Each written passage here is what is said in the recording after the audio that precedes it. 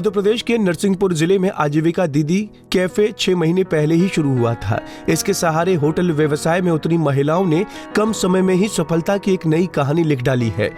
महिलाओं की बात करें तो उनकी दुनिया घर और खेत खलिहानों तक ही सीमित रही है। कारोबार और व्यवसाय से तो उनका दूर दूर तक नाता नहीं रहा है।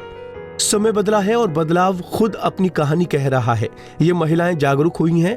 नरसिंहपुर जिले में संचालित आजीविका दीदी कैफे महिलाओं के स्वावलंबन की गाथा बयां कर रहा है।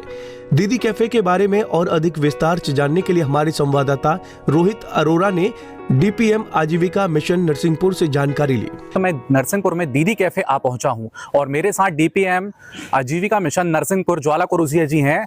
आगे दीदी कैफे के बारे में वो आपको बेहतर जानकारी देंगे कि आखिर ये है क्या। सर, सबसे पहले तो पंजाब केसरी में आपका स्वागत है। धन्यवाद रोहित जी।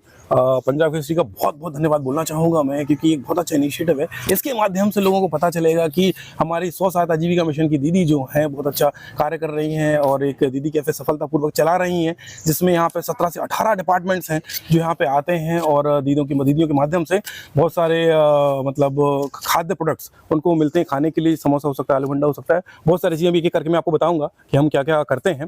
तो thank you so much Punjab Kesari for covering this. Sir, मैं ये जानना चाहूँगा कि ये इसकी शुरुआत कब हुई थी? इसकी शुरुआत सितंबर 2013 में हमने स्टार्ट किया था इसको, और बेसिकली ये आजीविका स्वास्थ्य संगम कंसेप्ट पे है। इसको दीदी कैफे कहा जाता है।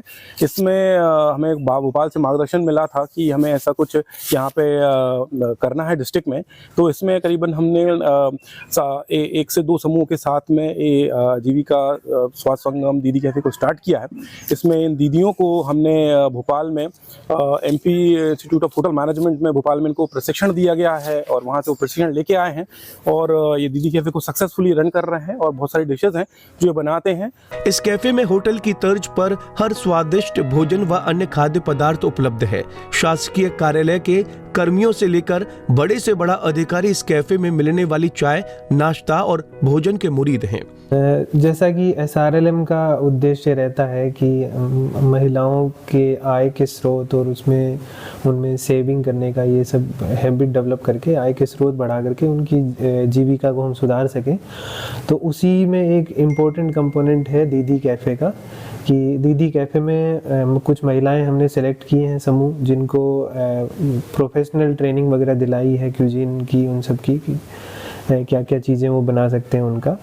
और उसके बाद उनको हमने एक सेटअप करके दिया है जहाँ पे वो एक बिजनेस करना सीख सके और अपने आय के जो स्रोत हैं वो भी बढ़ा सके, इनकम बढ़ा सके, जिससे कि उस समूह में जितनी भी महिलाएं इन्वॉल्व हैं उनका लाइवलीहुड और उनके परिवार का लाइवलीहुड जो है सुधर सके। कैफे का संचालन एकता महिला आजीविका संकुल स्तरीय संगठन की ओर से हो रहा है। समूह की सदस्य अवंतिमाला ने बताया कि अच्छी गुणवत्ता, शुद्ध सामग्री का प्रयोग, सही दाम और साफ सफाई ने कुछ ही दिनों में कैफे को शोहरत दे दी है। पहले मैं घर में रहती थी, हाउस वाइफ थी, और इसके बाद मुझे समूह में जुड़ने के बाद मतलब वहाँ पर हमारी जो मैडम है उनने पूछा, ट्रेनिंग लेने हम भोपाल गए थे दीदी कैफे की ट्रेनिंग की। इसके बाद हम यहाँ पर हमने ये कैफे में आ गए हम ट्रेनिंग करने के बाद भोपाल से। ट्रेनिंग में क्या क्या सिखाया था आपको?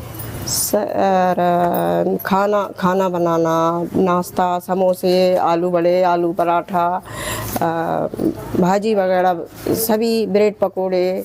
हम 6 दीदियां हैं, अच्छे से आप चला रही हैं, चाय नाश्ता वगैरह देते हैं। यहाँ पर कलेक्टेड में बहुत अच्छे से चाय, कॉफ़ी, नाश्ता, खाना भी हम लोग खिलाते हैं। अभी तो हमारा कैफ़े मैंने खुला हुआ है, तो अभी फर्स्ट में हमको 8,000 मिल रहा है, पर हमको उम्मीद है कि हम आगे इससे भी ज़्यादा कमाएंगे, मतलब और अच्छा पेमेंट मिलेगी हमें यहाँ पे। तो यहाँ जुड़ने के बाद आपकी मतलब जो आर्थिक स्थिति है उसमें बेहतर सुधार हुआ है? जी, सुधार हो गया। पहले हम लोग बाहर से घर वालों से पैसे मांगते थे, अब हमें नहीं लेना पड़ता। हम अपने बच्चों को की जो भी खर्चे हैं वो पूर्ति कर पाते हैं। दीदी कैफे में दूर दूर से लोग चाय, नाश्ता और भोजन करने आते हैं। इतना ही नहीं, आसपास होने वाले सरकारी व गैर सरकारी कार्यक्रमों में चाय, नाश्ता, भोजन की व्यवस्था भी इसी कैफे से होती है। ऐसे ही कुछ दीदी कैफे में बैठे ग्राहकों से हमने बात की। यहाँ कब से आ रहे हैं? यहाँ मेरे को लगता है जब से ये दीदी कैफ़े स्टार्ट हुआ तब से मैं आ रहा हूँ। कैसा क्या क्वालिटी लगती है यहाँ की? क्वालिटी वाइज तो बहुत अच्छा है यहाँ पे, मतलब लगता नहीं है कि बाहर खा रहे हैं हम लोग, मतलब ये रहता है कि घर में ही, मतलब पूरा घरेलू माहौल है यहाँ पे। और कीमत की अगर बात की जाए तो कीमत बढ़िया है, कीमत ऐसा नहीं है कि मतलब ज़्यादा हो, वो रीजनेबल है। अभी आप यहाँ क्या क्या खा चुके हैं? यहाँ मैं पोहा भी खा चुका हूँ, आलू बंडे, मतलब जो भी चीज़ें हैं सारी चीज़ें मैंने ट्राई कर चुका हूँ, जैसे कि ब्रेड पकौड़ा वगैरह हो गया, और आलू बंडे, भाजी बड़े, और यहाँ हर बुधवार को ये हमारे यहाँ तो गक्कड़ भरता बोलते हैं, दाल बाटी जो है, दाल बाटी खाया हूँ मैं यहाँ पे बढ़िया। और बीच बीच में मैंने लंच भी लिया है यहाँ से, तो खाना बहुत अच्छा है यहाँ पे। पुराने जमाने से ही कहा जा रहा है कि महिलाएं पैदा नहीं होती अपितु बनती हैं, एवं उनमें दुनिया को बदलने की ताकत होती है। कठिन से कठिन स्थिति में भी महिलाएं ऊपर उठने की क्षमता के साथ काम करती हैं और न केवल अपने जीवन को बदलती हैं बल्कि अपने पूरे समुदाय को बदलने का हौसला रखती हैं, जिसका जीता जागता उदाहरण नरसिंहपुर की ये दीदी कैफे से जुड़ी स्वयं सहायता समूह की महिलाएं हैं। नरसिंहपुर से पंजाब केसरी टीवी के लिए रोहित अरोरा की रिपोर्ट। हमसे जुड़े रहने के लिए हमारे YouTube चैनल को सब्सक्राइब करें और नई वीडियो की नोटिफिकेशन के लिए बेल आइकॉन को दबाएं। अगर आप ये वीडियो Facebook पर देख रहे हैं तो लाइक जरूर करें और ज्यादा से ज्यादा शेयर करें। धन्यवाद।